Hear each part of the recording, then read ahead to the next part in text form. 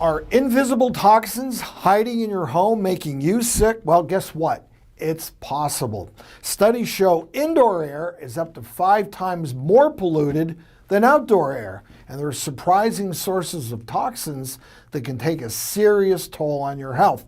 Joining us now via Zoom to shed light on this topic is toxicologist Katie Butler. Welcome to the show, Katie. Thank you, Dr. O. What's the first toxin that you say may be lurking in our homes? So the first one that comes to mind is air fresheners. Air fresheners and scented candles, they're widely used and they can really contribute to indoor air pollution. The fragrances in these products, they contain what's called volatile organic compounds, or VOCs.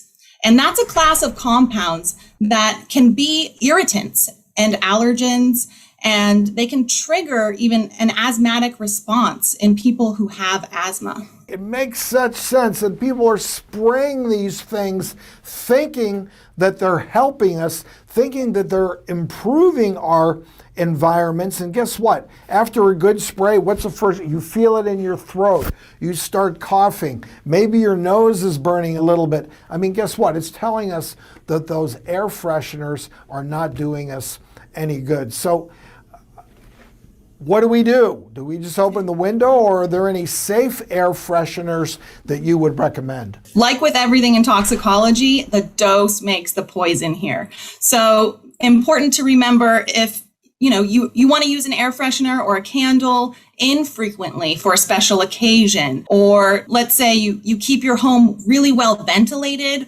while you're using the air freshener because you do need to deodorize something, ventilation is really key here. And it can be tricky when you're looking at air freshener and candles and their product labeling. Oftentimes the ingredients, they don't list the chemicals that are in them. Simply it will say fragrance or essential oil, and that can be really misleading. All right, next, you say furniture can have toxins as well.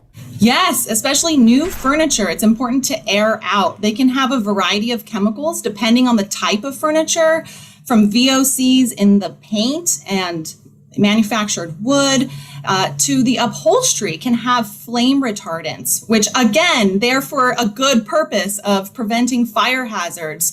But then flame retardants, it's an important class of chemical to be aware about. And little ones especially are susceptible to endocrine disruptors with their developing bodies.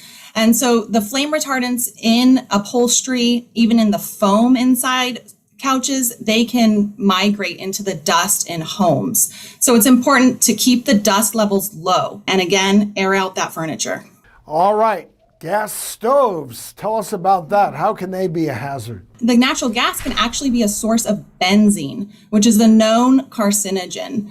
And a recent study came out showing us that those levels of benzene actually higher than we originally thought. So again, keep kitchen door spaces well ventilated. Sometimes that exhaust hood over the stove is not as effective as it should be, making sure people remember to turn that exhaust fan on and that it's venting to an outdoor space. Interestingly enough, gas stoves, that's the only appliance that's gas in our homes that doesn't have to be ventilated outside. All right, good stuff, Katie.